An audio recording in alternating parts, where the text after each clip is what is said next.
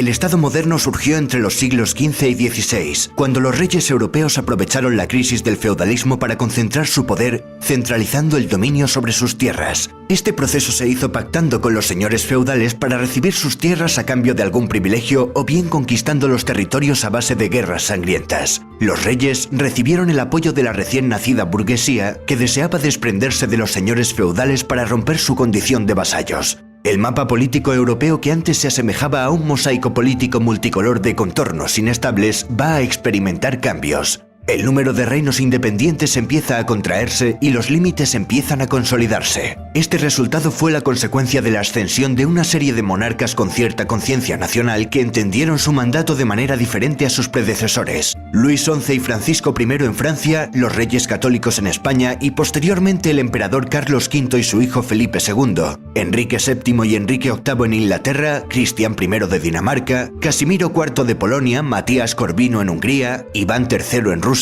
Ellos fueron los artífices de la aparición de los primeros estados de corte moderno. Estos reyes gobernaban de la mejor manera posible para conservar la corona. De alguna manera hubo una suerte de selección natural que influyó en el resultado final. Las monarquías más débiles desaparecieron. Los que lograron resistir inauguraron un nuevo sistema de reinar que marcaría la vida política europea de los 3 siglos siguientes. Un sistema autoritario que los historiadores llaman el Antiguo Régimen. La población o bien pertenecía a la clase privilegiada, clero y nobleza, o bien al estamento de los no privilegiados, burguesía y pueblo llano. ¿Cuáles son los antecedentes de la aparición del Estado moderno?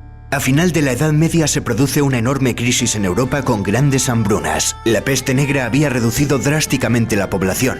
Los desequilibrios económicos afectaron a todos los sectores. Las cadenas de vasallo-señor se desestabilizaron. Pero a partir del siglo XV los efectos de la crisis empezaron a disminuir. Europa comenzó a experimentar cierta recuperación. La conquista de Constantinopla por parte de los turcos en 1453 supone el fin del Imperio Romano de Oriente y es una de las fechas que utilizan los historiadores para situar el inicio de la Edad Moderna. En Constantinopla se conocía bien a los clásicos: Platón, Séneca, Heródoto, Horacio, etc. Mientras que durante la Edad Media en Europa se conocía fundamentalmente a Aristóteles, y además se le conocía a través de traducciones árabes. Cuando los eruditos de Constantinopla, que hablaban griego, se refugian en Europa, muchos de ellos en Florencia, tras la caída de la ciudad, traen consigo todo el saber grecolatino. En Europa se redescubre a los filósofos clásicos. Esto cambiaría radicalmente la mentalidad europea. En el medievo los europeos habían vivido demasiado preocupados por el más allá, convencidos de que la vida terrenal era un mero trámite para acceder a la vida eterna. Vivían temerosos de Dios. De estas ataduras se fue librando el hombre a lo largo de la Edad Moderna. Se empezaron a valorar los goces terrenales. El Decamerón de Boccaccio se convierte en un paradigma de la libertad sexual de la época. Se sustituye el teocentrismo medieval por el antropocentrismo, el hombre como centro del universo. Surge el humanismo como reacción a la educación escolástica aristotélica de la Edad Media. Algunos humanistas empezaron a referirse a su propia época como un periodo de luz que rompía con la larga noche del pasado. Boccaccio y Petrarca fueron 2 profetas de lo que estaba por llegar. Bajo el dominio de los Medici, Florencia se convierte en la cuna del Renacimiento, en una nueva Atenas. Por Florencia pasaron el arquitecto Brunelleschi, el arquitecto y tratadista Alberti, el escultor Donatello, el pintor Rafael, y 2 genios absolutos como Miguel Ángel Buonarroti, que dominó la escultura, la pintura y la arquitectura, y Leonardo da Vinci, pintor, arquitecto, científico, inventor, músico y un largo etcétera. El Renacimiento surge pues en Italia y supone una ruptura con la mentalidad medieval y una vuelta a los valores de la cultura clásica. Un gusto por la vida, por la belleza del cuerpo humano. El hombre renacentista se libera y vuelve su vista hacia la Edad Clásica, a Grecia y a Roma. Desde Italia las ideas renacentistas llegaron al resto de Europa con rapidez. Se produce un renacer estético. Este nuevo talante se vio reflejado en las artes, pero también en todos los campos del saber: ciencia, filosofía, política.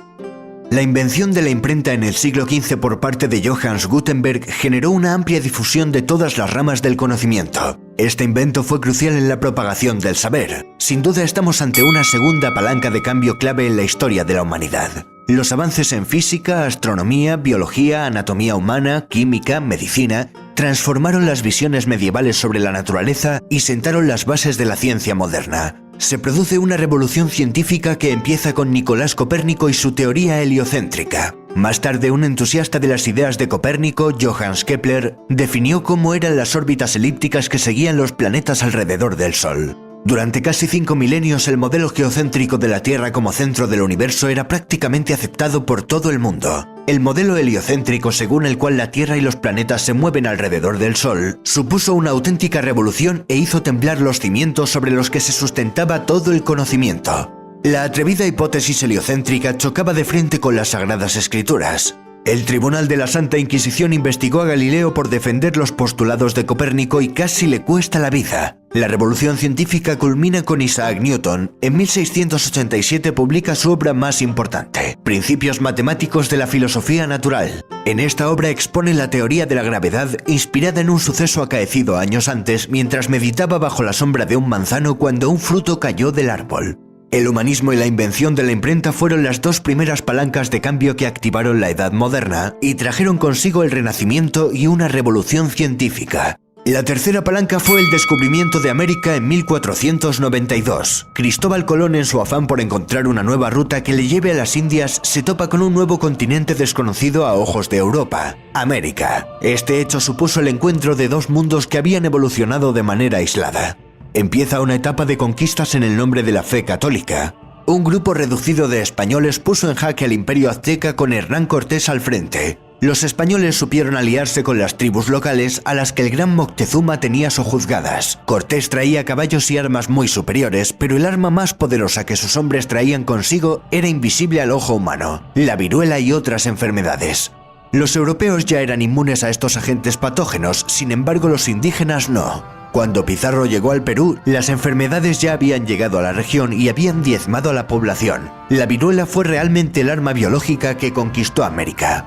En un primer momento, los españoles y portugueses se repartieron el Nuevo Mundo en el Tratado de Tordesillas, pero las demás naciones europeas querían un pedazo de ese pastel y posteriormente también se lanzaron a la conquista. Surgió la fiebre por el oro y la plata.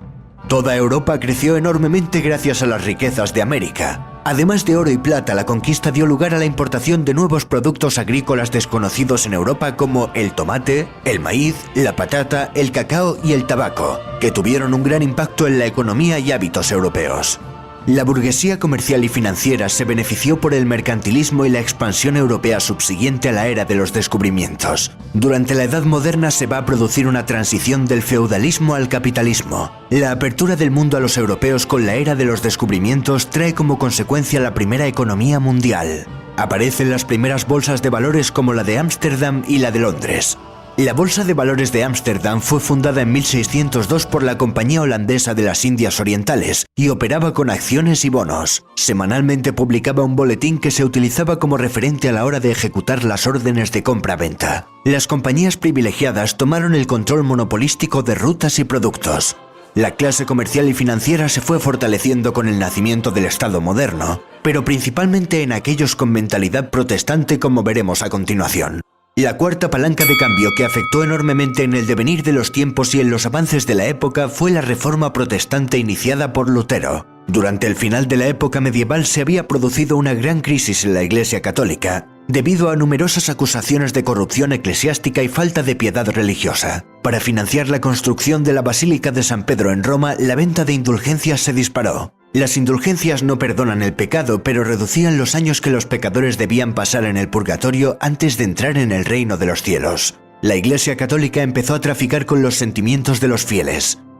En 1517, un monje alemán, Martín Lutero, colgó en la puerta de la iglesia del Palacio de Wittenberg un escrito en el que exponía 95 tesis contra la doctrina católica de las indulgencias. Aunque tan heroico acto no está tan claro. Lo que sí se produjo es un debate que puso patas arriba a la cristiandad. La reacción de Roma no se hizo esperar. El Papa condenó firmemente las tesis de Lutero, con un efecto contraproducente que solo consiguió darle más publicidad al alemán. No solo se enfrentó con el Papa, sino que el recién coronado emperador Carlos V quiso poner en orden los asuntos con Lutero. El emperador le exigió a Lutero que se retractara de sus doctrinas, pero Lutero solo reconocía la palabra de las Sagradas Escrituras. Convirtió la Biblia en el único criterio para determinar cualquier asunto relacionado con la fe. La casta clerical perdía así su función mediadora entre Dios y el hombre. Lutero era un hereje y como tal fue declarado proscrito. La imprenta fue el secreto del éxito del protestantismo. En Europa se producían anualmente millones de copias de las ideas reformistas. Lutero fue el autor más prolífico, pero había más escritores protestantes. Europa sufriría una radical transformación religiosa y el poder de la Iglesia se disgregaría en diferentes confesiones protestantes. La evidencia demuestra que Lutero no destruyó la Iglesia, sino que creó otra. Ni Lutero dejó de ser clérigo ni disminuyó el número de ellos. Simplemente se formó un nuevo cuerpo sacerdotal, solo que ahora ese cuerpo de pastores servía únicamente al señor del territorio, que era el que le daba de comer, y no a un papa extranjero y a un emperador de intereses afines. Los nuevos estados modernos exigían más independencia de la Iglesia Católica Romana. El rey de Inglaterra, Enrique VIII, también desvinculó sus lazos con Roma y fundó la Iglesia Anglicana. La causa fue que el rey quería anular su matrimonio con Catalina de Aragón, hija de los reyes católicos y tía de Carlos V. El Papa de Roma, Clemente VII, se opuso a la anulación de su matrimonio. La respuesta del monarca fue romper con el catolicismo y erigirse como jefe supremo de una nueva iglesia, la Iglesia de Inglaterra. La Iglesia anglicana guarda muchas similitudes con la católica, pero no depende de Roma. Tras la muerte de Lutero, el pensamiento de Juan Calvino cobró fuerza y se hizo mayoritario entre los reformistas. Calvino era un seguidor de las ideas de Lutero y convirtió la ciudad de Ginebra en un estado teocrático de corte totalitario. Los pastores se convirtieron en policías de la moral y los viajeros comprobaban asombrados cómo en aquella ciudad no había robos, ni prostitutas, ni asesinatos, ni lujos, ni alcohol, ni bailes, ni vicio de ningún tipo. Es preciso en este instante recordar que la Iglesia Católica condenaba fuertemente el cobro de intereses, censurando esta práctica con el nombre de usura. En la España católica, de hecho, el trabajo manual era algo deshonroso propio de seres de segunda. Los hombres de honor solo se manchaban las manos en la guerra. Por eso muchos hidalgos preferían la pobreza a tener que trabajar. Sin embargo, en los países del norte de Europa, donde se extendió la moral calvinista, el trabajo dignificaba al hombre, y ser comerciante o prestamista acabó siendo una ocupación honrosa. Una moral consagrada al capital. Por ello estos países prosperaron y se enriquecieron. Y no es desacertado decir que por ello los países protestantes son más trabajadores, más austeros y ahorradores que los católicos.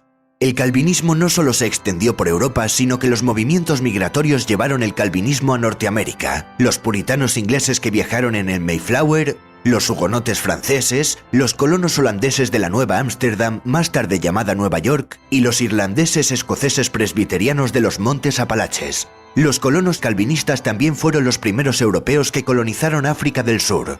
Fueron conocidos posteriormente como Boers o Afrikaners. La reforma protestante liderada por luteranos, calvinistas y anglicanos había desencadenado un cisma europeo que se tradujo en cruentas guerras de religión. En Francia se persiguió a los hugonotes calvinistas. En la noche de San Bartolomé en París, el rey francés mandó ejecutar a más de 3000 hugonotes. Las matanzas se extendieron por todo el país. En unos días los católicos se cobraron más víctimas que las que se cobró el Tribunal de la Santa Inquisición en toda su historia. Las tensiones entre católicos y luteranos también desencadenaron la Guerra de los 30 años, que si en principio tuvo un desencadenante religioso, terminó por convertirse en una guerra europea en la que las grandes potencias intentaron buscar su hegemonía. La feligresía católica europea se había reducido drásticamente. El daño infligido por la reforma fue enorme. Los católicos necesitaban una contrarreforma que pusiera orden y coto a los desmanes que se venían practicando desde hacía tiempo y que diera respuesta a la reforma protestante. En la ciudad de Trento se celebró un concilio que supuso para la Iglesia una especie de catarsis. Se puso orden en el clero, se eliminaron algunos abusos y se reformó la administración. Además, se idearon formas de propaganda para atraer fieles y propagar la fe. El arte fue utilizado como un vehículo de expresión para mayor gloria de Dios y de la Iglesia. Nace el arte barroco, un arte retorcido, dramático, exagerado que abusa del ornamento. El arte barroco triunfó en toda Europa, incluso en la zona protestante, y se reveló como un atractivo mecanismo de propaganda y control ideológico. Hemos visto pues que el Estado moderno poseía identidad, estaba organizado, estructurado y era autoritario. El poder estaba centralizado y era reconocido políticamente. El autoritarismo puso fin a las guerras civiles, garantizando una paz interna que favoreció el progreso económico, con la expansión de nuevos mercados y rutas comerciales que se abrieron tras el encuentro con un nuevo continente. También floreció una nueva mentalidad, una concepción más abierta, en definitiva más moderna, que culminaría en el siglo XVIII con la Ilustración.